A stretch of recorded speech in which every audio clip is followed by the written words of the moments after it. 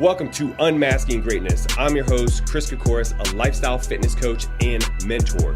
This podcast is about unmasking your greatest potential, finding your purpose, and crafting a life worth living. Health and fitness has been a gateway drug to all of my success. My continuous drive to keep learning and surround myself with other high achievers forces me to level up, which has developed my mind to something I never thought was possible. This podcast is here to share what I've learned and continue to learn with all of you. This is your sign to take back control of your health, mindset, and personal environment. Strap in as we are recharged, and always, if you find value in the show, please subscribe and share as we can all get better together. Let's go. What's up, guys? Welcome to another episode of Unmasking Greatness. I'm your host, Chris Kokoris, and today's episode, I have a very special guest, one that I'm actually really excited to talk to. Lazaro Montoto, owner of Tropical Grill franchise in the upstate South Carolina, correct? Yeah. All South Carolina? Yeah, currently, yeah, just okay. South Carolina currently. So I'm super excited for this one. I've heard of your name for a while. Let me say that. People are like, oh, Laz. It's like, I know Tropical Grill. Just being in the fitness industry, I know Tropical Grill. And so coming to Carolina Iron, the gym that I'm at, that's where we linked up. I got introduced, and everybody's like, oh, you got to meet this guy. So, and I did. I think Zeno, one of our coaches, introduced us initially. That's right. Yeah. And from there, we just kind of, every time I see you, I say, what's up? Yeah. Like nothing crazy. But I watch people from afar, and I see you. You come in, you do your workout, and it's pretty regular. And I was like, okay, like this is cool. You got someone that has a healthy, conscious restaurant that also works out. Right. It makes sense, So coming from my family, being in the restaurant business too, that's initially how we ended up talking, because I was asking you just in general. I thought it was really, really impressive that you have now currently 15 locations. Right. In my family, one was enough, maybe two. So that was kind of where our initial conversation started. And then you kind of told me a little bit more about your background too. That was really like, it had my wheels turning, and also I was pretty inspired with it. So I really want to kind of touch on that. I want you to kind of give the people like a little bit of like where you came from, how you got into like the food industry. Okay. Was that even the plan for you? Definitely was not the plan. I'll say that. Okay. But yeah, going back to what you said earlier, one is more than enough. Definitely enough. You got to be crazy to do more than one. Yeah. I got a crazy person next to me. yeah. Sometimes I wonder. But no, the restaurant business is just something that kind of just happened to me. I was a young kid, 14 years old, growing up in Miami, Florida, and single mother, and just trying to do my part as a kid to make her, to reduce some of the stress in her life. So, I went out looking for a job, and the first job I can get was in the restaurant business as a dishwasher. And, I took that on and, enjoyed it and had an opportunity to, be next to some great chefs. And I was I would say probably annoying enough to get their attention and finally get a guy that wanted to kind of teach me a little bit. Yeah. So, after harassing the chef for so long, he finally decided to take me under his wings. And then I realized what made me fall in love with the restaurant business then was, the cooking, the kitchen aspect of things. And it was kind of a journey, because this guy was, I worked with a couple different guys that were super instrumental. One was a French guy, another one's another guy from Miami. But the French guy, man, Patrick, when I first told him I wanted to get in there and do some of this stuff, and, I saw the glamorous side, right? He was the guy with the nice chef coat and, getting all the recognition, and I thought that was super cool as a 14-year-old. And, I wanted to experience that. So the first thing he does is hand me a bag of a 150-pound bag of carrots and tells me to start cutting this thing. I'm like, this? Yeah. It's not what I signed up for. I'm a chef. Yeah. So, he had me cut these carrots, man. And one of the first lessons that he taught me was this guy was super, super meticulous. And I'm cutting these things, and this guy was so difficult. If it wasn't exact, he'd throw that whole thing away. And I'd probably spent an hour cutting these carrots, and he came in and started looking at them, threw the whole thing away, and told me to start over, and then gave me a deadline on it. And I was like, oh, shit. Yeah. This is a real deal. I don't know about this. No, but, I at some point I realized, what his intentions were. And, it was something as simple as just teaching me knife skills at that moment. He was teaching me knife skills and teaching me integrity and doing things a certain way and doing it right. Yeah. And eventually, long story short, I became a chef at that restaurant and got an opportunity to cook for a ton of celebrities. And, I got to experience a little side of what he did and really enjoyed it and realized that if I was going to have a career in the restaurant business, I needed to get outside my comfort zone. I was kind of an introvert, hidden in the kitchen. I enjoyed kind of looking through these double doors out there, but not getting out there and getting too far out there. So I knew that if I was going to be in the business for any significant amount of time, I would have to learn the front of house. And I eventually pushed myself out there and started learning what it was to, deal with customers one-on-one and the simple things like serving, that are fundamental to the restaurant business, because that's where you hone your skills just for service. And without service, I always tell people you can have great food in a restaurant with poor service and your restaurant closes, but if you have great service with even okay food, you can have a line out the door. So service is that important. And I learned that from those guys, and eventually became restaurant manager and started growing in my career, and worked for a steakhouse in South Beach, Smith & Wolinski's. Still have great relationships with those guys there, and that's super cool. Yeah. So that's kind of like the beginning, the journey, the earlier part of my career, and kind of how the journey started. Start from the back end. That's how I was. My father having the restaurant.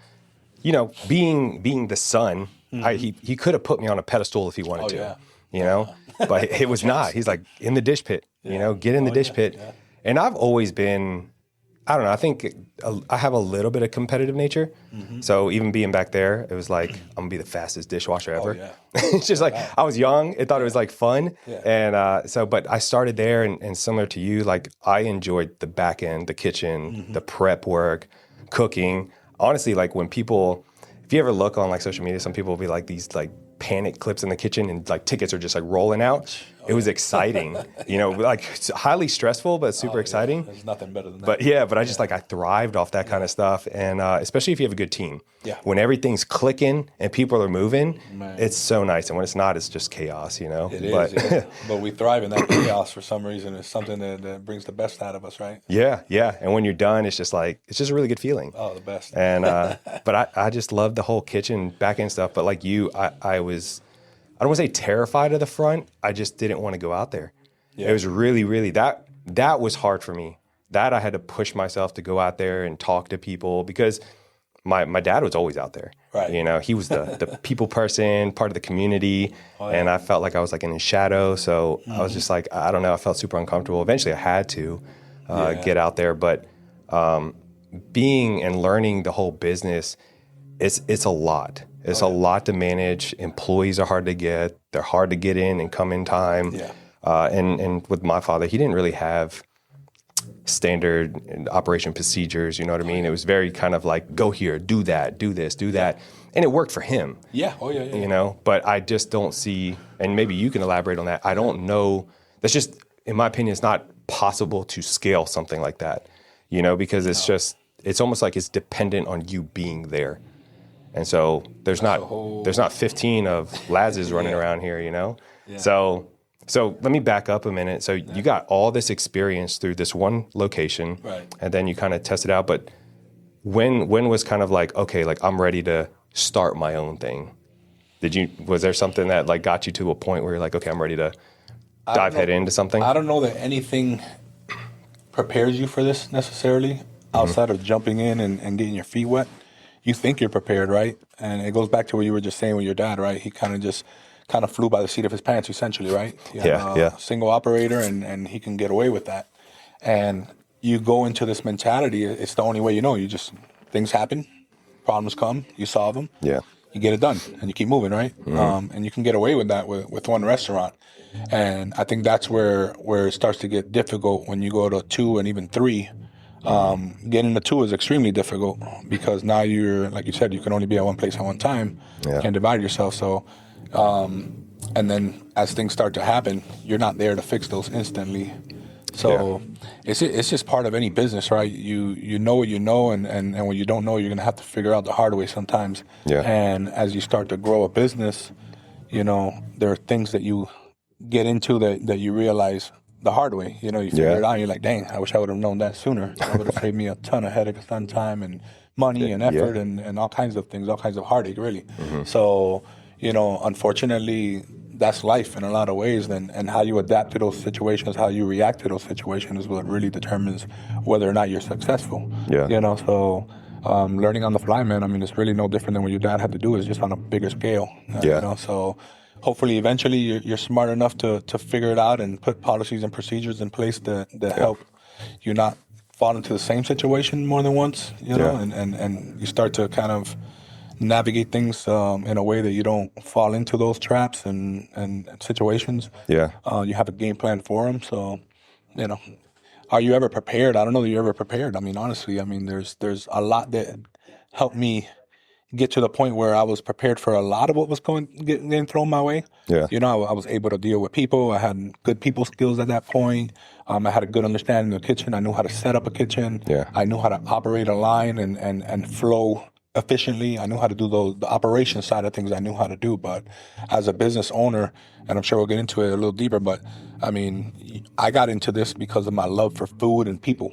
That is not what you do as an owner. You get to do some of that. But as you scale, I mean, you better be prepared for the other hats that you have to wear. And there's a multitude of hats that you have to wear, especially early on in your business when you can't afford to bring people in that you know might already have that experience that you need on your team. So 100%. I think honestly, I feel like that's a really good way to get into it, because I knew when I was in the restaurant business, I wanted to know how to do everything. Every position, from the dishwashing to the grills to the frying to like the front house. I wanted to know how to do everything, because there was times where, you know, people call out. You got to fill in a gap. You know what I mean? Or you have, and I know you've heard this too, that ain't my job. Laz, that ain't my job, man. You don't pay me to do that. You're right. You're right. You ain't got a job no more, so you might as well go ahead and leave. I mean, we used to do that all the time. That used to be the worst thing I've ever heard. I'm like, you know what? You're right. This ain't no prison. You're free. Goodbye. And, you know, the reality of that is that it sounds good on paper, right? Because that's your initial thought. But when you got a line out the door, if you let your ego get in the way, in that moment, now you're shooting yourself in the foot. So sometimes you got to take a deep breath, analyze that situation. Hopefully, cooler heads prevail, and you have a one-on-one, and try to figure out if that's a genuine philosophy that this person has. Is this their actual outlook on life and how they want to do things? And if they are, at that point, I think you have no choice but to move on. But maybe a good conversation, and I've experienced this with some of the younger generation early on. I just feel like younger people are a little more open to change. You know, hopefully a lot of times I've been able to have these conversations and I've told them, I said, listen, man, I don't care what happens after here. Like, this is a job for now. You're in high school, man. Like, this is not your career. You're just kind of going through time. But thinking 10, 20 years from now, man, if you continue with that mentality, you will absolutely fail at everything you do in life. So catch it now and, you know, just get it done, man. Do what you got to do. Outside of making you go outside and paint the building, you know, I tell these guys straight up, outside of making you go outside and paint the building or repave the parking lot, I mean, we're in a restaurant, man. Anything that applies to this business is your job, period. You know, so some people get it, some people don't. I think it's part of being like a good team leader and you being a good influence on them. That was one thing that I had to really reconstruct. One of the reasons that I was really good in the kitchen is because the people I had back there, I built good relationships with, right? And it's because I'm in the weeds with them. It's not like just pointing fingers. They had a little more respect for me, you know, because I'm in there doing it. I'm not just, you know, throwing orders around and yelling at people. My dad was notorious for, you know. If you're old school Greek, like, dude, you know how those guys are, man. You're not really from the restaurant business if you can get a pot or pan thrown. That is there's a funny story to that one too. But, more than a few. So all these, I mean, you're sole owners. Do you have partners? Is your family's involved as well, or how does that work out? I mean, I have we founded it, my wife and I, with my mom and my stepfather. We got into the first one together, and we launched this brand. And you know, my mom's they're both a little older, have different desires and aspirations in life. They just kind of were looking for something to get by and do their thing. So, you know, at some point they decided they would stay with our second location and they would manage that one. And, you know, we had desires to grow and keep doing this thing. And you know, we're younger and had a little different things going on in our life that we were looking for. And, you know, so we kept growing the brand. So, you know, it's basically they have the second location and then we've taken on everything else. Oh, wow. Essentially. Yeah. So Okay. That's a lot, dude. That's a lot to handle. it is. But we have a great team, and we've had great people throughout our journey. There's been times where, we haven't, and we've had struggles because of that. But I love the team we have right now, and I think the outlook looks great, and I'm looking forward to continue growing this brand with the people we have, and I'm sure as we grow, we'll continue to add more and more people and find people that'll fill holes that we don't even know we have or that we have a need for. I got you. So here's a question. This is kind of a two-part question. Okay. As you're going from one location to 2 to 3, the first one is, did you have a mentor or someone that was helping you guide more the business strategy? And then the second, as you grow and you have to hire, and now you're getting more into, I don't know if you want to call it like a corporate setting, having people that are helping, marketing or strategically in the back end business. Are you finding and outsourcing people, or did you have people that were already working that you saw really good qualities and you're like, hey, you know what? I think you would be really great to grow with me? Because that's essentially how we've brought on our coaches. Yeah. They were clients that were already qualified, and then we talked and they're like, I want to work with you. So it was an easy transition for me to find people I trust. Yeah. I would say it's been a combination of both.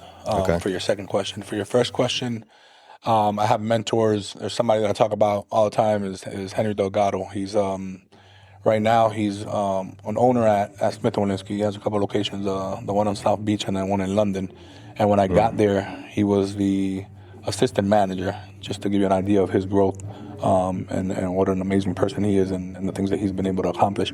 But he was somebody that I was able to watch. It wasn't even so much about what he said. He said a lot of things that were great, but his consistency, just the way he went about business every single day, uncompromised, was something that I really, really looked up to. And he's one of those mentors in my life that I'm blessed to have a relationship with to this day. And he's probably a resource that I could have used more. I think I pulled a lot from him just watching him in the time that I was able to work for him. And I probably could have reached out, but I think the culture has shifted so much in these last probably five or so years, maybe a little longer, where people are actually going out and looking for mentors and hiring mentors and hiring coaches. Our business is different in the sense that it's super competitive and people are not really open to divulging a lot of information and helping each other. Yeah. I've always tried to be different when it comes to that for that reason, because in reality, I never had anybody just come out and volunteer information to me. Okay. Yeah. I had people that I could have reached out to and probably should have. In a lot of parts in my career and things that we were going through that I had to figure out the hard way. And they would have been more than happy and willing to do it. But I think the culture has shifted a lot and I think that's more readily available. But I still believe in our space is still that competitive that people kind of feel like, oh, new restaurant's coming, man, this guy's going to take my business. I've never been that guy. If you were to ask about me to some of the local restaurant people and some people that, were initially starting and now have grown into multiple locations and have done great, anytime my phone has rang, man, I'm like an open book. Yeah. Because for me, it's not about the knowledge I have. It's about the places where I've struggled, right? And I've overcome. And I'm like, all right, don't do this. So I'll literally tell them all the don'ts. You know? And then there's some things that I might be like, yeah, this works. But I think from that standpoint, as far as mentors, I really didn't have people that I could pull from for that reason. So I've always tried to be the opposite when it comes to that. For your second question about people, it's always our desire to grow from within. That's the best situation on paper. Yeah. All right.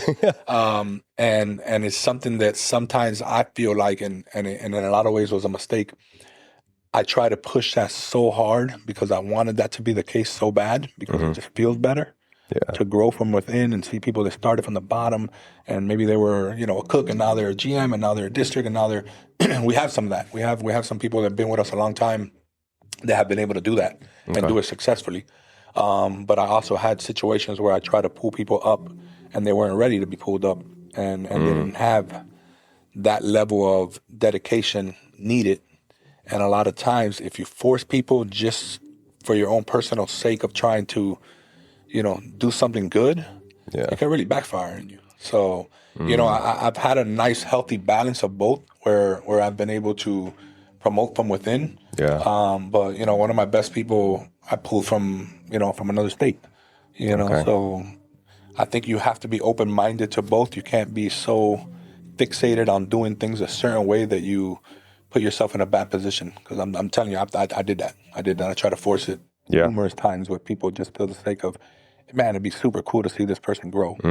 But in reality, the red flags were there, and you try to pull people into something that they're not ready for. Yeah. So, I like how you say that. I think that's I think it's a character trait that I definitely see in you, and also I have a little bit of that as well, where you see a lot of potential in somebody.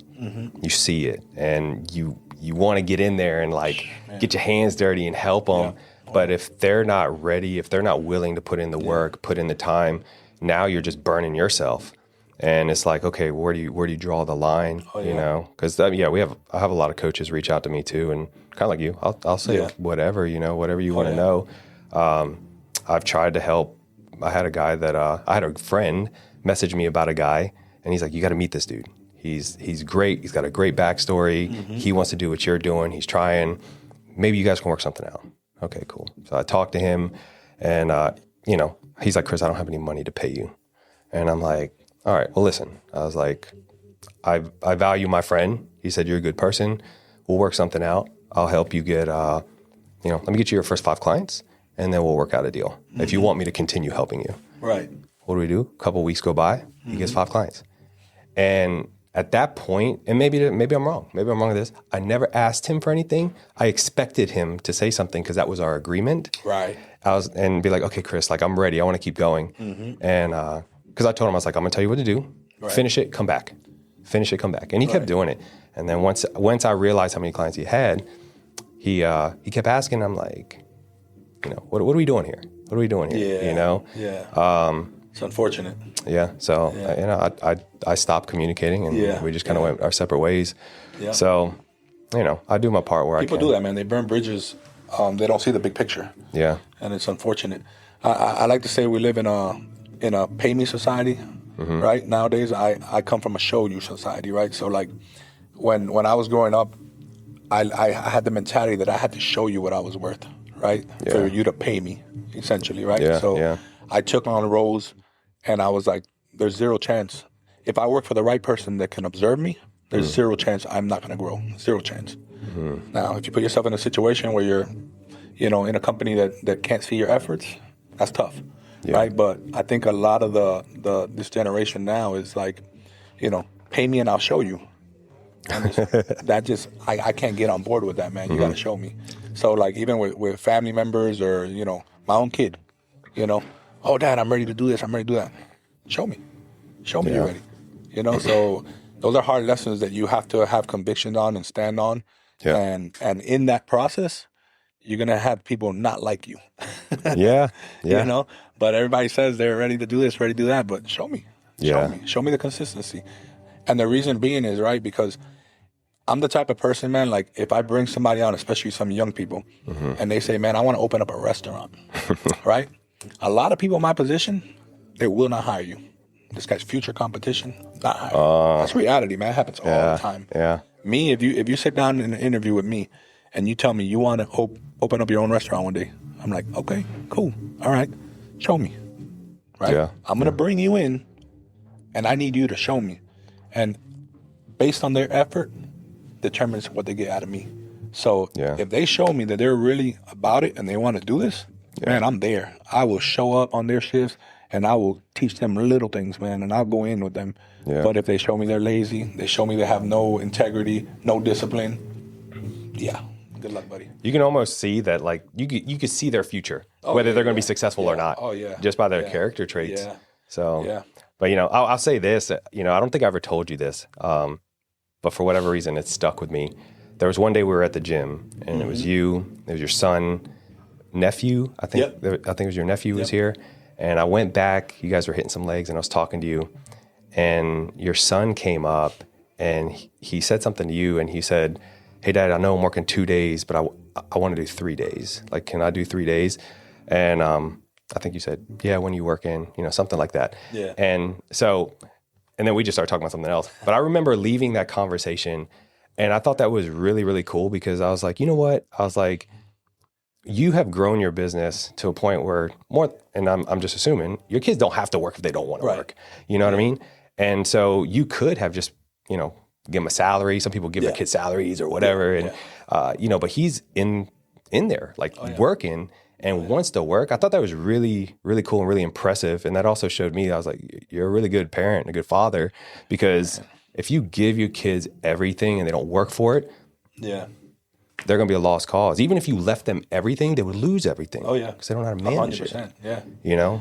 So that's one thing I will say that I've learned from my father, which, when I was younger, I was just like, you know what? Understand it, you didn't get it. Why? I was like, Dad, give me a skateboard. It's $50, Dad, give me a skateboard. Pick up a shit. No, he's like, you gotta wash some dishes. Yep. And in my mind, when I'm younger, you got money. I see you walking around with a pocket full of cash. Like, what do you get? Give me $50. And he never did. And but now, like, as I'm older, I respect that, because I wouldn't feel like I have to work for anything. And I wouldn't have what I have either, So, but I thought that was really cool. I don't know if I ever told you that, but I remember that from that day. Man. That's something that, these kids, they don't come with a instruction manual, right? So you got to as you go, man. And, I think if I go back and I say what has given me the drive I have, what has made me successful, for me, it's always going to be God first and foremost, right? We've had those conversations. That's just where I give the glory to first, right? But I go back to my childhood, right? And the need is really a big motivating driver behind everything we do, right? Having nothing really, growing up and having to figure it out day to day in a lot of ways pushed me to figure it out. Right? Yeah. So if I take that away from my kids by just handing it to them, what happens when we're not here? How do they get up and go figure it out for themselves? They won't. They really won't. So I'm the type of parent that in my heart, man, I want to give my kids absolutely everything. I want to give them everything. So I'm constantly fighting that and fighting the fact that I need to teach them how to, go out and fend for themselves. Yeah. So a lot of times, even early on, like when they were younger, my wife wants to give them the world. And I'd be like, yo, I'm with you, but we have to say no. We have to say why. It's fine. No. You got to say no. Yeah. Like they have to hear no. It needs to be part of their regular thing, and they need to understand that they got to get up and they got to go make it happen. As an example of that was my oldest, right? And unfortunately, the oldest, they always get they get it the hardest, man, because we're trying to figure out how to do this thing. Yeah. And we're using them as an experiment problem. My daughter at one point, we get her a car, right, which was super cool. It was a huge blessing in our lives, man, to be able to do that for them, because neither one of us had that growing up, right? So it was like a cool moment for us. As cool as it probably was for her, I guarantee it was 10 times cooler for us that we were able to do that. And they'll never be able to really distinguish that, how much cooler it was for us. But, at one point or another, you're 15, you get a schedule, you go get a job, and she actually got fired from her job, right? She wasn't being disciplined. She wasn't coming into her schedule. She was calling out. So she has this car, right? She's living life. She's all around town. She's doing this, she's doing that, going to the football game, hanging out with her friends, doing the whole thing. And all of a sudden, she loses her job, right? It wasn't a big deal to her. She felt like she got away. It's like, okay, cool. Now I don't have a job and I can go do what I need to do. Well, Dad, I'm going to the football game and I don't have no money for gas. I'm like, oh, damn, looks like you're not going to the football game. So I hope somebody's picking you up because I don't know what to tell you. Yeah. What do you mean? And I see my wife, like, she wants to jump in. She's mom, She's mom. She wants to fix things. And I'm like, no. Why don't you have a job? Well, I don't know, Mariah, shout out to Mariah. Mariah fired me. No, Mariah didn't fire you. You lost your job, so there's a difference. So, kind of teaching her that, and then eventually when she started to feel the pain of not being able to get up and go when she wanted to, because before she had her own gas money, that's something they have to handle on their own, right? It's just the first little bit of responsibility that they get to feel for themselves. And she got out there and she had to go and ask for her job back. And initially she's like, Dad, talk to Mariah. I'm like, no. That has nothing to do with me. Yeah. Oh, you're the owner. So what? Yeah. You go talk to Mariah. You make sure that she feels comfortable. And if she decides to give you a second chance, then you'll have a job. Otherwise, you need to go and apply to all the other places that are applying. They're not going to put up with your nonsense. So, Dang. it was such an amazing lesson, man. Like after that, she just became such a much better employee. She understood things differently on a different level, and she was amazing ever since then. I mean, she was just one of our superstars. I worked for a long time and continues to be. And we took the best out of her. Yeah.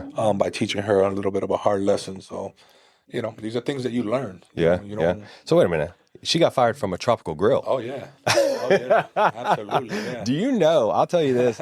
That is something that is, unfortunately, like in many Greeks that I know, they're typically the sons. They're in the restaurant, and they are the worst person to be there. It actually hurts the business, but the father will not let it go. Yeah. They will keep them there. They'll put them somewhere, whatever. And everybody in the building hates him. Yeah, they're like, this dude doesn't do anything, or he's messing things up. And I think, as hard as it probably was for you to like do that with her, it's probably the best thing ever. Oh man, it was two lessons, right? Because Mariah was young in her career. She was somebody that started off with me as she was a cashier. She was just like the best we've ever had to this day, man. She was amazing, and still somebody that we care about and love, and doing great things in her life. But this young girl, man, she starts off as a cashier, super young. She becomes an assistant manager, she becomes a GM. So now she's managing one of my stores, and she has my kid to deal with, right? And I'll never forget her phone call. She's like, "Laz, I got to talk to you. What's going on?" "It's about Maddie." I'm like, "Okay, all right. Well, what's the problem?" She goes, "Well, she's not doing her job, man, and she's calling out all the time." I'm like, "Okay," and I just paused, and she's like, "Well, what do you want me to do?" I said, "What do you mean? What do I want to do? No, what do you want to do?" She's like, "Well, what do you mean? It's your daughter. Like, what do I do?" I said, "Mariah, you're the general manager of the store. I gave you that title for a reason. What do you need to do? What would you do if she wasn't my daughter?" "I would fire her." I said, "All right, so why are you calling me?" She's like, "You're telling me to fire your daughter." I said, "No, I'm telling you to do your job." So she's like, "Okay, you sure?" I'm like, "Dude, do your job. Do your job. You get paid to do a job. Do your job." And it was a lesson for her, man. Like, if you're not doing the job, you're not doing the job, man. You know what I'm saying? Yeah. I always tell them to sit down, talk to them, and she had done her due diligence. Always try to give a little grace, especially the kids in high school and stuff. School's most important, but with mine, I was going to be just a little bit tougher. I had to be a little bit tougher because I knew very well that there was nothing. Her priorities weren't weren't right at that moment in her life. So just little things going a kid, and I have the ability to teach her a lesson that will hopefully stick with her the rest of her life, and it did, and she appreciates it to this day. So, hard lessons learned. Yeah. So. No, that's super cool, man. I want to shift another little bit because we had a conversation prior, actually, probably one of the first real sit down conversations together. Yeah. And I asked you a little bit about your faith. Yeah. And because that is, at the time, I was telling you, I'm still working on it. You know, I'm still trying to figure things out, and this is actually really for everybody else to listen to because you said something that has again, there's been a couple of things I've been watching from you, but there's something that you really stuck with me because growing up, I went to church every Sunday. I went to church every Sunday. I went to Greek Orthodox church. My mom would take me. My dad would work. He never went. He worked out on Sundays. So, but I would go. I couldn't understand anything that they said. The majority of the sermon was in Greek. I didn't speak Greek, so I'm there, and as a kid, I didn't want to go. I was like, "What am I going for?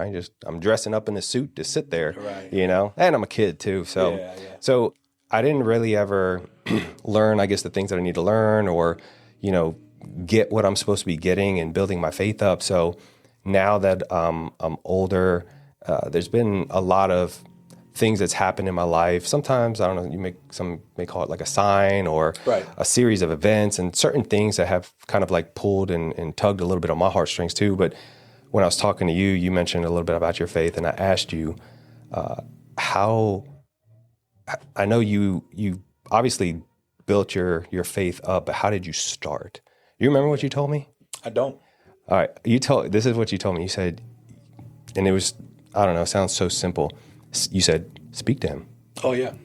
That's it. Yeah. There was no elaboration. No. You need to read this or start here, do that. It's just speak to him. Yeah. And I thought that was I've never heard anybody say that to me. Yeah.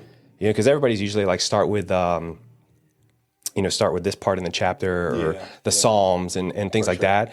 But I've never heard anybody say that. And I thought that was like the most powerful thing ever because, it just hit me in a way that was like, why don't I talk to you? Right. You know? It's one of those things like I remember early on when I first started kind of trying to get to know God, right? I would hear these guys, on TV talk about God's voice. Oh, God said this and God said that. I'm like, why isn't God telling me anything? Why isn't he talking to me? Yeah.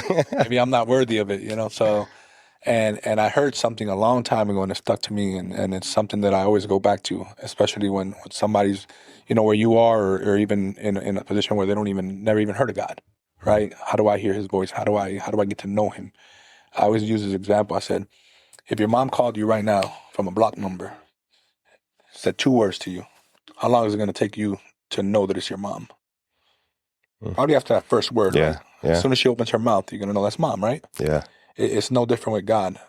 The reason you're able to pick up on your mom's voice immediately is because you spend time with her. You build a relationship with her, right? You've become accustomed to hearing her voice. So with God is no different, man. If you spend time with God and you and God, people want God to speak, but he's really, in reality, he's already said everything he needs to say. All you got to do is go to the book and find the red letters, right? And you're going to find everything he needs to say. It's all there. Everything that applies to your life is right there, right? But the reality is that God will speak to you in your situation, in your circumstance, in your life. But if you haven't spent the time to get to know him, know his character, know his voice by spending time with him, then you won't know. He could speak to you and you won't even know it's him. So it's relationship, man. It's no different. Like, I mean, we've gotten to know each other, and I mean, you can call me from a number at this point, and I'm gonna be like, oh, okay, that's Chris. I can hear it in his voice, So it's being intentional and spending that time. And I would almost dare people to go into it with a closed-minded, prove them wrong. Go into it and talk to them and prove them wrong that he doesn't exist, right? In a sense. And if you go into it, you're going to speak to him and he's going to reveal himself to you. It's just something that's absolutely going to happen, 100%.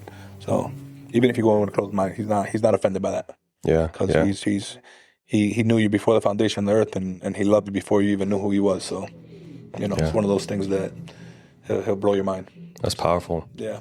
Do you feel like your faith, have you always had your faith, or was there something that was kind of like similar to me where you start like seeing different things and you kind of start leaning more into it?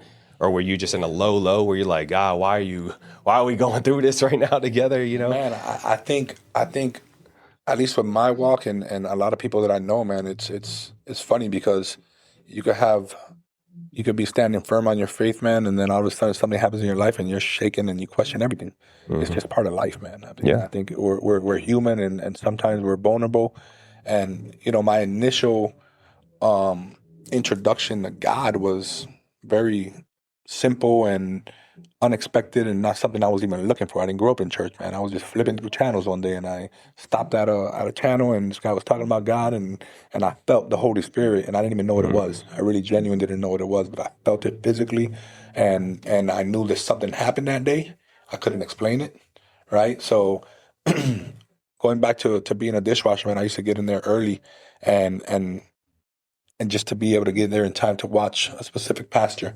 I would get there 30 minutes early, watch him every single morning, and I learned a lot from this guy. And, my faith started to grow, and I started to kind of understand. And for a long time there, he was the guy that would talk about hearing God's voice, and I'm just like, I'm not hearing it, So eventually I was able to hear it, right? And I think we would all say, I wish we would hear him more. Yeah. But in reality, you have to go back to the word because he's already said everything he said.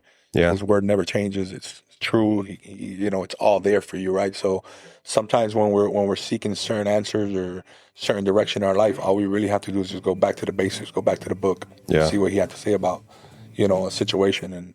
And to answer it more directly, man, it's been a journey, right? It's been a journey. There's times where my faith is unshakable, and there's times where I've needed somebody to pick me up and be like, yo, get back to the basics.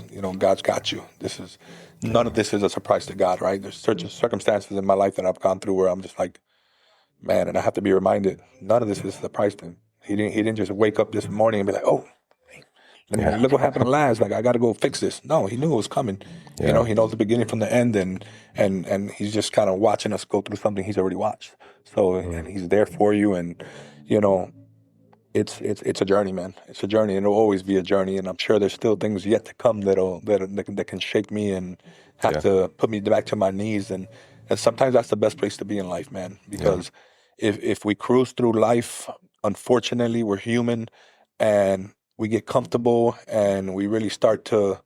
We might even pat ourselves in the back at some point or another and forget where it all comes from. So, you know, I've tried to remind myself to get on my knees every morning and every night before I go to sleep to spend some time with the Lord, because if I don't and I start falling away, He loves me enough to put me back on my knees, and it's not going to be out of my will. It's going to be out of just circumstances that I'm going through that force me to get back and look back at Him, and I'd rather do it willingly than forcefully. Of course, yeah. I think that gives you some peace, you know, when you have that relationship, because again, I mean, life it comes in all different directions, and sometimes people don't understand why things are happening and the timing, and it's sometimes it could be a test of your strength, you know, a test of your faith, and are you going to push through, or are you going to crumble? Right. You know, like where is it going to go? Yeah. And so that's, I think, another reason why, like, I've been leaning a lot into it too, because again, I feel like there's been a lot of times where I would almost even say like I'm lost. Right. I'm like, where are we going? What are we doing? You know? And try to reel it back in. I'm like, you know what? No, this is happening for a reason, you know? And so I try not to dismiss it. Right. I acknowledge it, and I'm like, okay, like get back on the line. Oh yeah. So again, I'm still working on it as well. But like having people like you, I've had people like Jeremy come in here and talk, and other people. I felt like that was not by accident. For sure. You know what I mean? Yeah. It's just no coincidences, for sure. So happens by mistake. Yeah. You know, I'll say that in this journey, there's things that we're going to pray for, right? And I can tell you in my life, there's things that I prayed for that never happened the way I wanted to, right? And I've been able to go and look back years later and be like, thank God. You know, so sometimes an unanswered prayer is truly a huge blessing. Yeah. So we have to, you know, really just trust and allow time and be patient, because God is not going to move when we want Him to move. He's going to move when He's ready to move, because again, He knows better than we do. So that's what faith is, man. Just going through it, praying for something, it not happening, and still being okay with it. You know? Mm-hmm. I think long term, he'll show you that there was a reason for that. Yeah. The no, you know, no different than any parent. You know, there's a reason why we had to say no to our kids sometimes. No different. He knows that. We're like your children. There's also been times, man, where I've prayed for something, right, and the signs were there to not move forward, but out of our own ignorance, we decided to push through anyway. Mm-hmm. And those are hard lessons learned, man. Hard lessons learned. So, like in my world, something that I'm trying to do better in, because I'm far from perfect, man. I make mistakes all the time, man. I fall short of His glory every day, and I need forgiveness every day. But even in just doing life, right, I've tried to get myself to a point in a situation where I get a lot of opportunities to come my way in business, right? I get calls all the time. Hey, this opportunity is available. Yeah. In the past, I would walk into a building, for example. I'd look around. It's got a hood. It's got a walk-in. It's got this. It's got that. It looks perfect, man. I'd fall in love with that situation immediately, and then I go pray to God about it. So what I'm trying to do now is I'm trying to walk in a building, not get emotional about it. Try to walk out of there with a clear head. Yeah. Go pray about it before I fall in love with it. Because if I fall in love with it before I bring it to God, man, I've already made my mind up. I don't even need His opinion at that point. I've already made my own opinion, and that'll usually backfire on me from my experience. So you let your emotions get the best of you. Yeah. That's an interesting concept. Mm-hmm. I mean, you do it so often, you start to realize what's going on. Yeah. You know, especially when you're passionate about something. Oh yeah. You know, with the so I'm gonna kind of shift a little bit too now with the restaurant being Tropical Grill, right? Mm-hmm. Obviously, Cuban style food, healthy alternative, right? These are all healthy foods, which we now like. I've been on it now. I've been doing your meal prep, dude. I don't want to cook. I don't want to clean any of that kind of stuff. Yeah. But, again, I see you here working out all the time in the gym. Have you always been in the gym, or has this kind of, when did that happen where this is just like part of your routine now? It's always been a part of my life, going back to probably 11 years old. Oh, okay. Sports, working out, things of that nature, right? have always been a part of my life to some extent or another, right? Yeah. But as I started to build business, it became something that I threw on the back burner, right? It was something where I was very inconsistent with, to the point where, with all the responsibility comes a lot of stress, right? Yeah. And I think I told you a little bit about this, but I allowed myself to get to a point some years ago where the stress was so heavy, the weight was so heavy of all the responsibility, taking every single phone call. I'm a people pleaser, so I try to, if somebody wanted to meet with me, I meet with them. But whatever it was, literally, even if I knew it was going to be a waste of my time, I had a hard time saying no. Mm-hmm. So I got to the point where everybody was dictating my schedule. So my schedule was literally made for me daily with different vendors, different deals, different things that people wanted to sit down with me and have a conversation with me. And it was always on their time, right? So, oh man, let's do coffee. I don't even drink coffee. There I was in a coffee shop. Yeah. What am I doing here? With a water bottle. Literally with a water bottle, literally. And, I always wanted to please people, and I would put myself second, and it got to the point where the stress and the weight of everything we had going on got to me, man. It really did get to me, and I started to experience anxiety for the first time in my life. I didn't even know what it was. I didn't even know that was the thing. I heard about it, but I didn't really know what that was really, how significant that is, and how it can really crush somebody. I have a lot of respect for that, and a lot of sympathy for people that go through it. And once I was able to really pinpoint what it was, and it took a lot of intervention, man. It took a great friend, Dr. Bovey, is somebody that I will always give that one to, because he's a chiropractor, man, but he's somebody that I love, and somebody that's just we're super lucky to have this guy here in Greenville, man. He's a phenomenal guy, and such a big heart. He's a customer of ours, man. He was once a week minimal. Everybody knew his order. Just a great guy, and I'll go to this guy and I said, man, like, there's something here, like, can you adjust me? Because I'm having trouble breathing. I'm not sleeping well. And, I think the first 2 times that he saw me in 2 weeks, 2 times in a row, like twice a week, and he starts to develop a pattern with me. He's like, Laz, and finally he's like, Laz, he's like, dude, you're dealing with anxiety. You need to slow down. I'm like, man, you're crazy. Just fix this rib, and I'll be all right. Yeah. And there I am the next week, 3 times seeing him, and he starts to get concerned. He's like, Laz, it's anxiety, and I did not want to hear that, man. Yeah. So I got to the point where finally, he got a little more serious with me, and he's like, Laz, listen to me. Like, I need you to listen to me. It's anxiety. You need to chill. You need to slow down. You need to make some time for yourself. So I heard him, man. I heard him, and I did a 360, and I put parameters up, and I stopped taking anything literally before 10 o'clock. I would not take anything. I would not. Unless it's a 911, man, like, I'm not doing it, So I started to prioritize the gym, and I saw a huge difference. So I come to the gym, man, first and foremost, I get in there, I throw my head and things in, whatever you call them. My wife always makes fun of me because I never say the right word. The iPod? The iPod. Yeah. The AirPods. AirPods, yeah. I call them earpods. Yeah.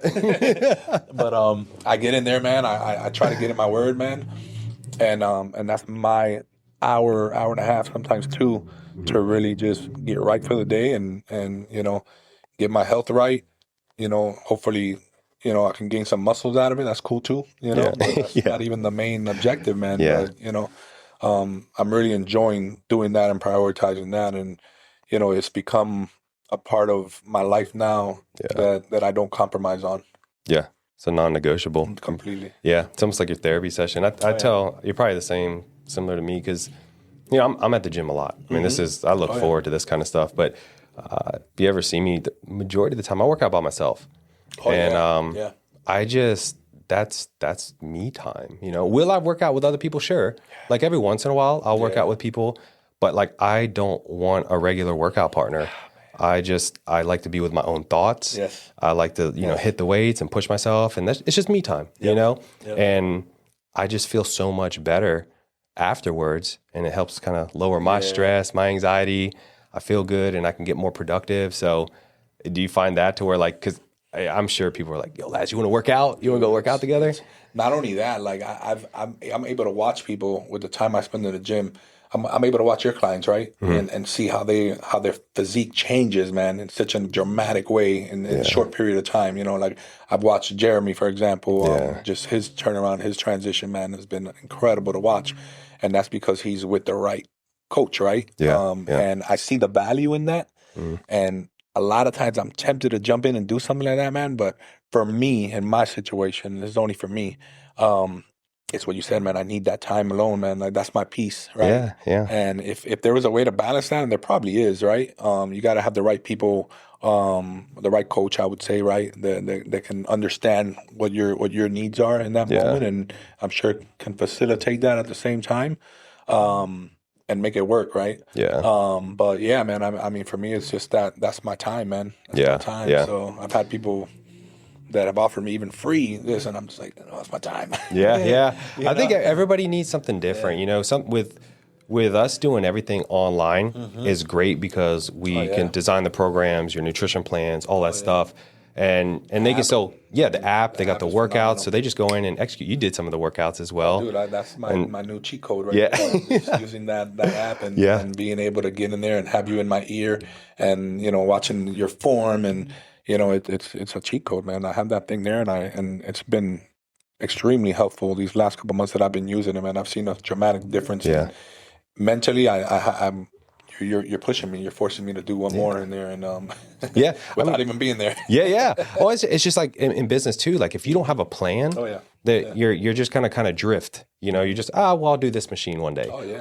3 sets, I'm good. You know, but if you came in there and I got to do this, and then you're just moving. You're not wasting any time. And I'm finding myself, man, because I'm looking at what I did last week. And I did 10, 100, and whatever. I need to get whatever. I need to go up and weight. You know, so it allows me to really keep it on my phone, man. It's super easy. It just makes life a lot easier. And what your app has done is also challenged me to get out of my regular routine and do something different that I sometimes avoid. Right? Because sometimes I'll get on there and I'll look at a specific workout routine that you put together. And I'm like, damn, I hate you, Chris. And it's almost like I feel like you're watching me, like, you know. He's going to know. No, you can't skip that machine. You got to do that machine. So I'm like, all right, get in there and I'll do it.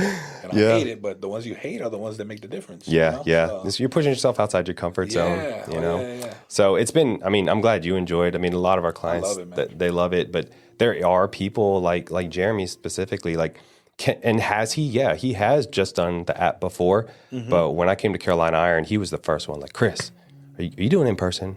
I want you in person, Chris. And I was like, I don't know, man. He's like, please, like, come on, let's do it. And I was like, all right, let's do it. And Jeremy can push himself, but I can tell when he's here with me, he's more on it. He's more dialed in. Not even just in the gym, outside of the gym. That's where people mess up. It's not coming in and working out. It's like, what are you eating? Are you drinking your water? Are you active? Are you sitting in front of a desk all day? And then, you know, with us, and we'll talk about this, like partnering with you guys. Jeremy's a regular customer to your new location right now. Thing. Yeah, that guy's there. They know him by name, man. He comes in and they know exactly what he wants. They facilitate everything for him.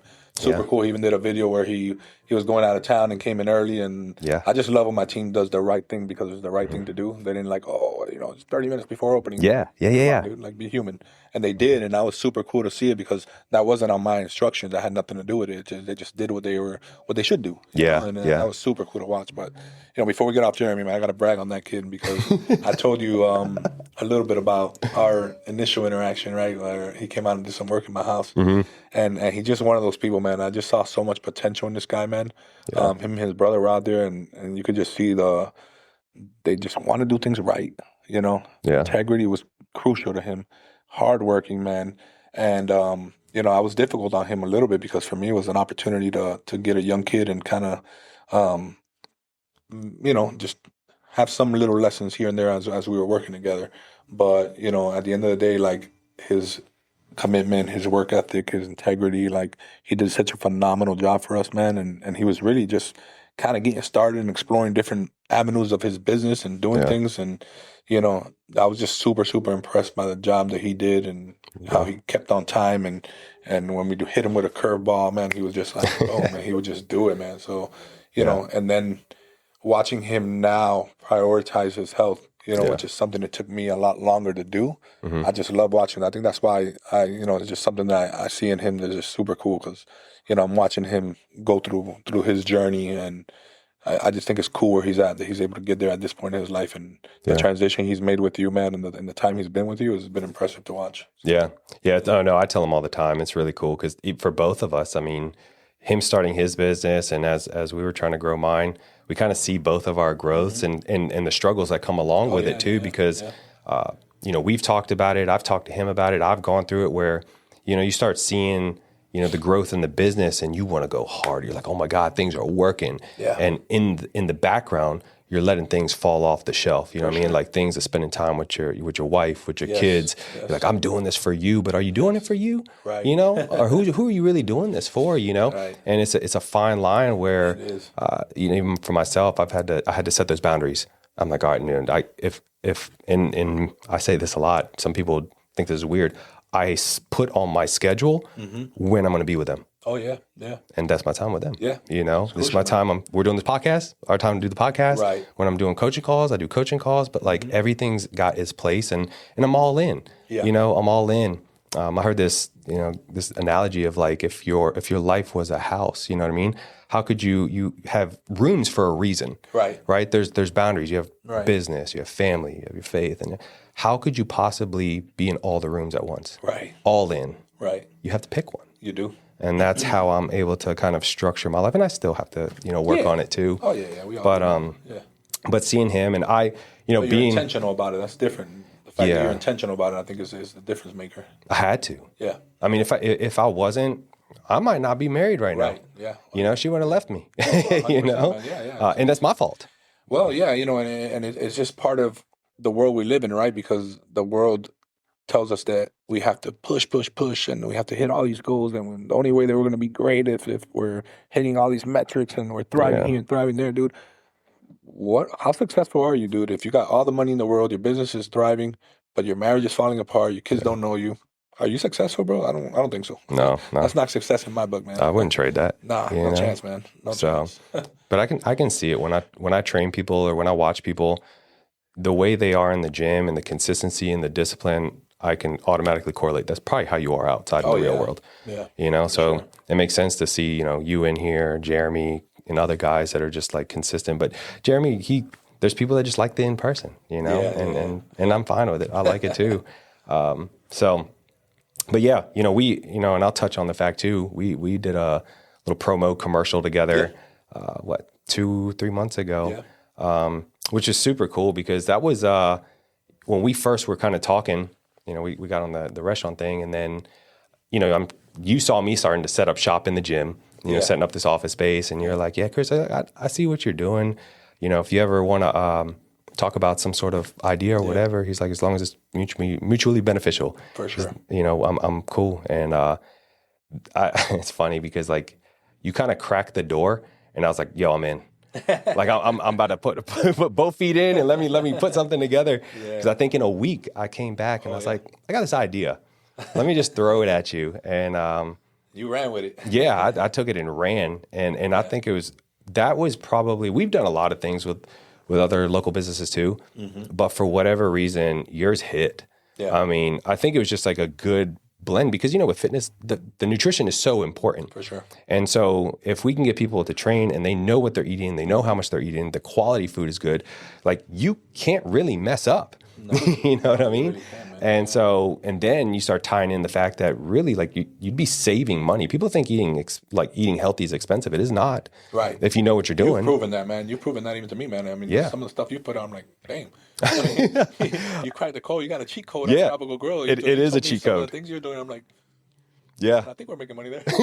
Well, I think I messaged you. I was like, "Are you sure you're making money doing this, dude?" But, yeah, because I started our clients now. Like a lot of our clients they're doing what I'm doing. Yeah. Because I showed them. I was like, "Look, you can do it this way, and if you break up the meals like this, you'll get this much calories and protein, but it's only like this much." And then they're like, "Well, dang." I was like, "I can't go out and eat by myself for that much, you know." Really can't, man. And so, and you know the food quality is good. You know things are portioned. It's really foolproof. And then that's why we put you in our app too. So just in case like people are, wondering what to eat, what to grab, it's super easy. You just kind of plug and play it. So I will say that, us doing that, I was really excited for. That was something I felt like I wanted to do as like a project. And even to this day, like I think it's that was just kind of the tip of the iceberg. No doubt about it. There's some other things that I have in mind that I think could really crush. But I'm super appreciative of you even entertaining the idea because I can only imagine like tons of people reaching out to do things with you for sure, man. In the fitness space specifically. Yeah.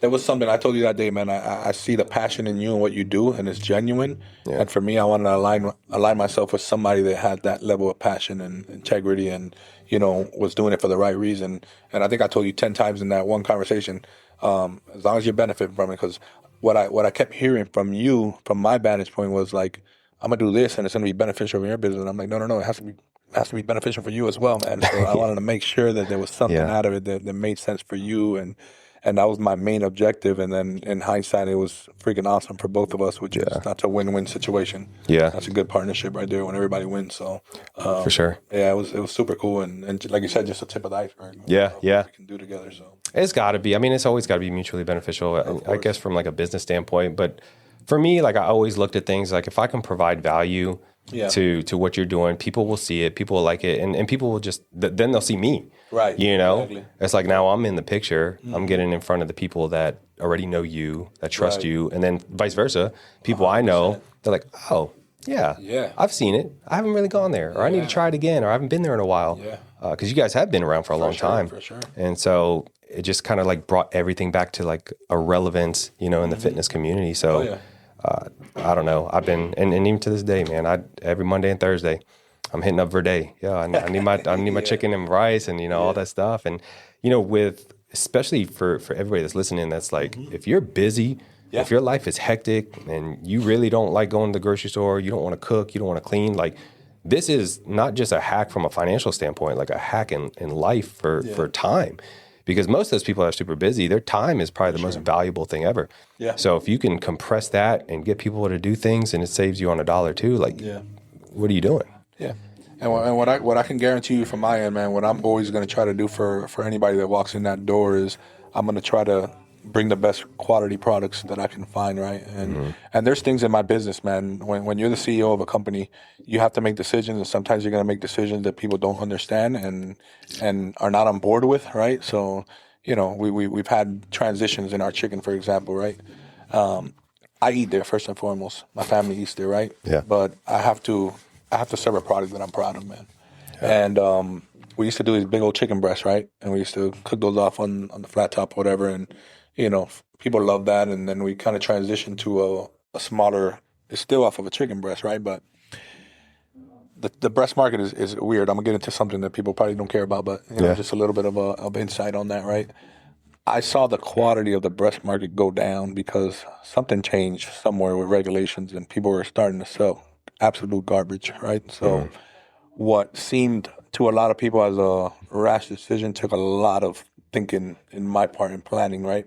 We buy over 1 million pounds of chicken a year, right? So I can't just get up and go to any farm I want to go to. So when I started to see that some of these farms are compromising on the quality that they were sending us, man, I had to react quickly.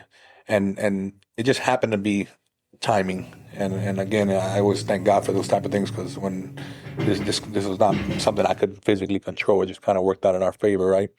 We ended up switching to a company, which is the only company that is still doing, hormone-free, antibiotic-free, small chicken that has integrity behind it, right? So, and the way that door opened up was there was another huge company, which I won't name, that went away from that standard, right? And by them going away from that standard, I was knocking on that door for years, and finally, they called me and they said, hey, we have a slot for you. We can fit you in now because so-and-so left. Do you want it? And I'm like, heck yeah.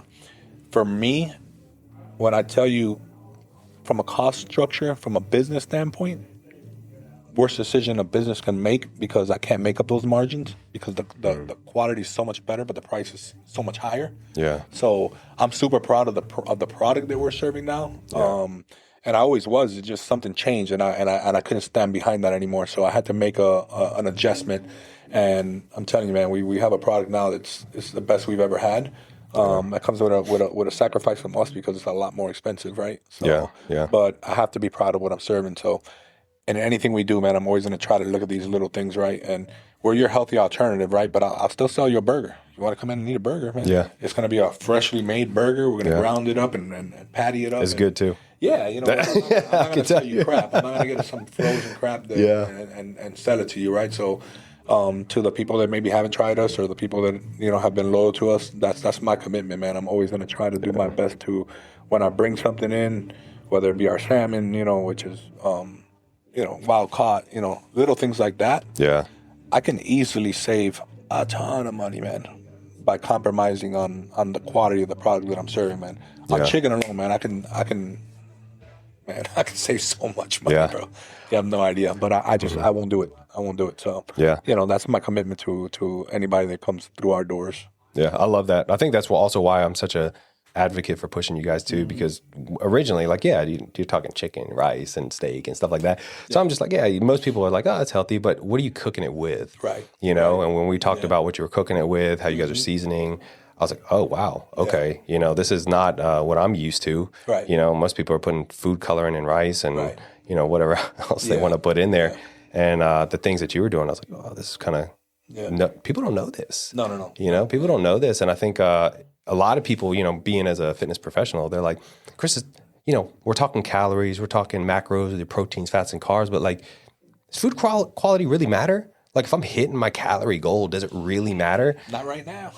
Yeah, exactly. I mean, I tell people it does matter. And honestly, I know you're thinking even longer, but if people compared a week or two of just eating your calories, but it's the highly processed, not good quality food versus like very clean, healthy, organic food, the body looks and feels different. Completely. Mm-hmm. So, and again, it starts to mess with your digestive system. It really does, man. And when we're younger, man, we think we can get away with just about anything. I'm sure there's guys out there that can have a McDonald's diet and get shredded because they're hitting all the macros, right? Yeah. But I don't know what that does to you long term. Yeah. I'll let everybody else figure that one out. But it matters, man. What you put in your body matters, and that's for me. I have to, first and foremost, like I said, man, I eat there. My kids eat there, man. So I'm not gonna serve something that I'm not proud of. So, but we got to take care of our health, man. We talk a lot about business and about some of the goals in life, but if you're not taking care of your health, if you're not doing the right things to keep yourself healthy, nothing matters. None of it matters, man. Yeah, none of it matters. Yeah. So where do you now, with you guys you just opened up your most recent location, which is 15. Yeah. Where do you see the vision at this point? Do you feel like, okay, this is enough, or do you see more expansion? I know you have not just Tropical Grill, you have a pasta project that we've talked about. Yep. One location right now, right? One location right now. One location. Yeah, man. So do you want to continue like growing and scaling, or?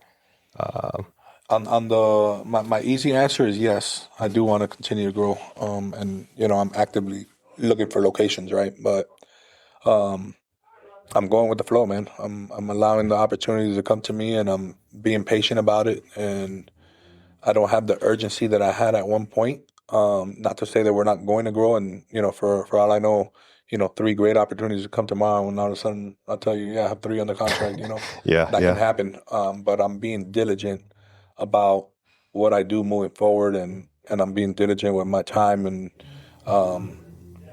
just overall, I just want to make sure that I'm making the right moves, and that I don't compromise my ability to spend the time that I need to spend with my family, more than anything else. Yeah. That's the most valuable thing to me. Creating memories, man.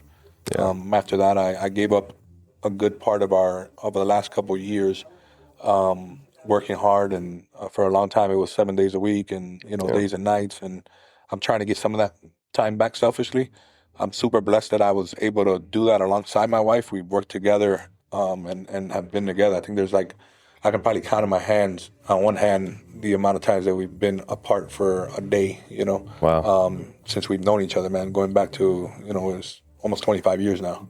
Wow. And each time it's been something like, maybe the kids had something going on, a field trip or something that she had to Yeah. go on. So I've had that time, but at the same time, like, cool, we've been able to work together and be together, and we've made the most of that, and we've created memories.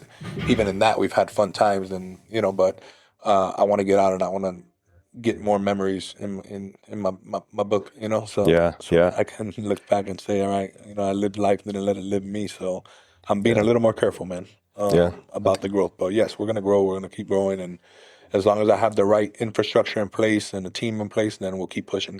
That's always been one of the biggest motivating factors behind growth is, I have people that are depending on me, like you said earlier, Yeah. that are looking for opportunities, and I want to make sure that I'm creating those opportunities for them. So, we'll keep on pushing. Yeah. Yeah. Do you think that opening up, let's say, your second and third one is harder than trying to open up a 16, 17? For sure. Yeah. 1,000%, man. Not even figure. close. Yeah, man. It's just one of those things where now you have policies, procedures in place. You've learned some things the hard way and gotten through those, and it makes it a lot easier. I think this last one, our team did such a phenomenal job in that Wade Hampton location that, I mean, I practically wasn't needed at all. I was there just for fun, because I wanted to get in there and get my hands dirty and, have some fun. Like, these people kick me off the line, like, we don't need you, right? We got this. I'm like, I know, but let me have some fun, man. Just tell me you need me. Just tell me. Yeah. Let me get in there. Make me feel enjoy good. That. That's like I've always said it, man. I really do. I have enjoyed the restaurant business. I enjoy the people aspect of it so much that sometimes I just want to be in there and take over a register or take over the line, man. Sometimes I just need to have a line, a ticket, one of them little, I'm talking about, the little line full of tickets, and just dive into that and get lost in there for a little while, and just, I love that, man. The busier, the better, man. So sometimes I'll just push them out the way and jump in there to have a little fun and take a break. Sit there and watch them. Take a break. They're like, we could have done this without you. I'm like, yeah, I know, but let me have some fun. Yeah. That's how you know. That's how you know you love it. Yeah. So shifting gears to business is definitely a massive learning curve. It definitely was for me. Yeah.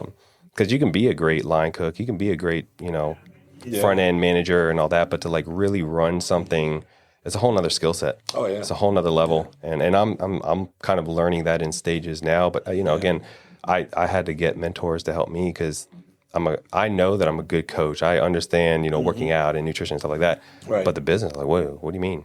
Well, people don't just come knock on your door and they come in and they're like, hey, yeah, I want to work with you. Oh, yeah. And it does not work like that, That's why a lot of people in our space, they don't make it because they think that's how it works. Right. And now it's so oversaturated, like you have to get even more dialed in with the things that you're doing if you're going to survive out here. Oh, yeah. So, but there's plenty of people, Oh, yeah. So, but I tell people, man, think about your business, whatever passion you have.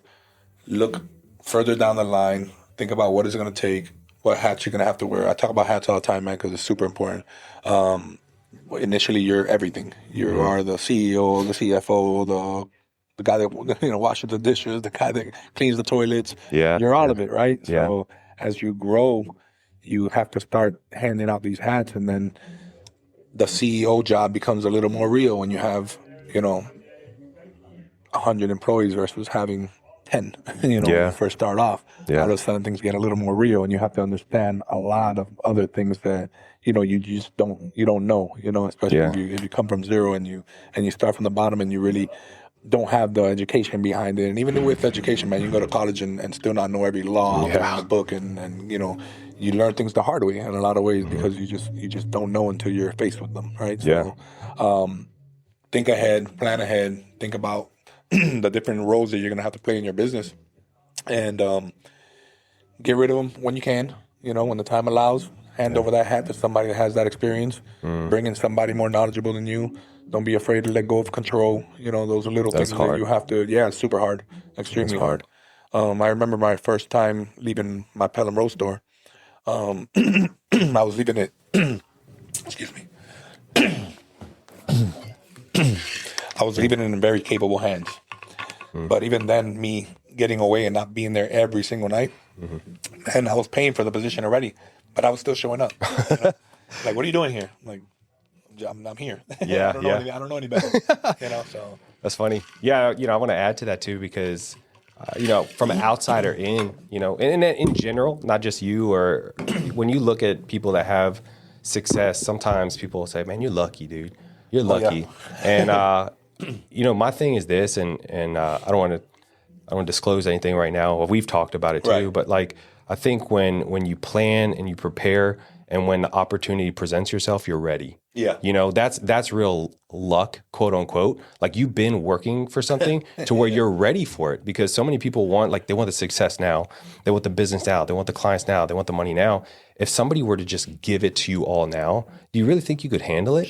Man. Probably not. If I started my business, I'm like, here, tomorrow you got 100 clients. I'd be thrilled, and I would also just bomb everything. Oh, man. They'd all leave me because I don't have nothing put in place. So, my thing is like I've always worked, always trying to put pieces together, have systems in place. So, because I always feel like at some point things will like really start to progress a little more. Oh, yeah. When I don't know, but I'm still moving in a general direction. Right. I'm not sitting duck just waiting for things to happen. I joke about this all the time. I'm just like, I'm just casting lottery tickets every day. Right. Just casting. Exactly. Like one of them's going to hit one day, Yeah. But I think that's the reality of it, is that there's no luck, There's no luck. I mean, and anything that is lucky is never held on to for long. You see all these people that win literally, I'm talking about lottery tickets. People win the lottery ticket and bankrupt. Yeah. Lose it all. I love what Pitbull says about luck, man. He says something to the effect of, the funny thing about luck, the harder I work, the luckier I get. Facts. There's no such thing. Yeah, it is. You go out there and get it. It's true. You got to hustle for it. So, for sure. Well, I respect everything you do, man. I think it's really cool. I'm glad that we're able to do things together and continue to. Absolutely. And you blocking off some time for me for the podcast. Easy, man. Like I said, I was enjoying it. I tried my best, Shout out to your wife too. I think I take up a lot of your time when you come in here in the gym. She's like, "Come on, we gotta work out." She's a stickler of the schedule. Yeah. So gotta be here. I'm like, you know you're not gonna get fired, right? If you get there 5 minutes late, right? Nobody's gonna fire you. Chill out. So I put the stopwatch. 30 seconds. I got 30 seconds. Man, she's so regimented, man. Like that's cool, God for her, man. Like, I mean, you talk about one of the most important decisions you'll make in your life, man, is the person you marry, man. And that's literally, I've seen so many people with so much potential, men and women, marry the wrong person and put themselves in a bad spot, man. And I'm just lucky I married the right person, man. I really am. We were kids, and a lot of what we've done, man, we've figured out the hard way, and we got thrown into life and things that we probably weren't even ready for, but we did it. And she's just somebody she keeps our life together, man, in so many different ways. Even from a young mother, man, like she's so impressive. Even then, like being a wife in every sense of the word, while being a CFO and going after everything that moves and having the guts to go after things when I didn't have them, and like, honestly, man, yeah, she's the one that pushed us into getting into business for ourselves to begin with. She knew I had a certain skill set. Yeah. She believed in me.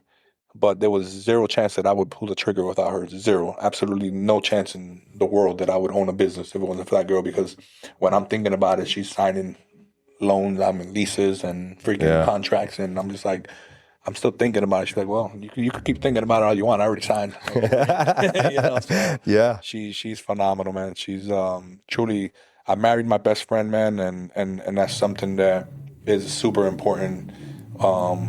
That decision there, man, it really shapes the trajectory of your life, man. And I hope that my kids are able to find that, man. If there's one thing that I desire for my kids is that they really genuinely meet their best friend, marry their best friend, and are able to go through the ups and downs of life, knowing that it don't matter what happens, man. Like that girl at one point when we almost lost it all, man, she literally told me, she said, I don't care if we end up under a bridge, we're going to end up there together. And I believed it, and I know that was the truth behind her, because she's that person, man. As much as she likes nice things, man, and people see some of the things she has and the material things and things like, man, that girl could care less, man. If her family's good, I'm good, man. Like, that's really what she cares about in the big scheme of things. And, she'd throw it all away for that in 2 seconds. No questions asked. So, that's cool, man. She definitely keeps our lives together. That's for sure. I love that. I say the same thing, and you said it. Best friend. You marry your best friend. I say that all the time. Like, I married my best friend. It's different, man. You know, you don't do it out of like just a sexual appearance or lust or anything like that. There's like I want to do everything with you. I want to be with you all the time. I want to travel with you, see the world with you. I want to experience life with you. Yeah. It's just another level.